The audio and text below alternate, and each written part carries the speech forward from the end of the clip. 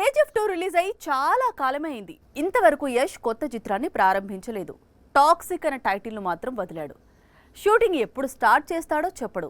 Heroine ఎవరు అనేది leak ఇవ్వడు. అయితే రాకీ భాయ్ కొత్త సినిమాకు బాలీవుడ్ హీరోయిన్ తో ఇబ్బంది ఎదురవుతోందని సమాచారం. కేజీఎఫ్ 2 రిలీజ్ తర్వాత చాలా సమయం తీసుకుని రామాయణంలో రావణుడి పాత్రను, అలాగే టాక్సిక్ అనే మరో భారీ చిత్రాన్ని ప్రారంభించాడు యష్.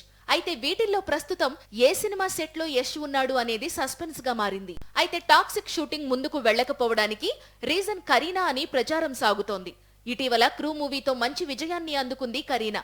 దాంతో బాలీవుడ్ లో కరీనా డేట్స్ కు మళ్లీ డిమాండ్ ఏర్పడింది. అందుకే టాక్సిక్ మూవీకి కరీనా డేట్స్ అడ్జస్ట్ చేయలేకపోతోందట. మురుగదాస్ దర్శకత్వంలో సల్మాన్ ఖాన్ సికిందర్ అనే యాక్షన్ ఫిల్మ్ లో నటిస్తున్నాడు. ఈ సినిమాలో హీరోయిన్ గా రష్మిక నటిస్తోంది. మరో ముఖ్య పాత్రలో కరీనా కపూర్ డేట్స్ అడుగుతున్నాడు సల్మాన్. పైగా వీరిద్దరి జోడీ గతంలో బాలీవుడ్ కు బ్లాక్ బస్టర్స్ అందించింది. అందుకే సల్మాన్ తో సినిమా కోసమే రాకీ భాయ్ తో మూవీని కరీనా లైట్ తీసుకుంటోందనే టాక్ ఉంది.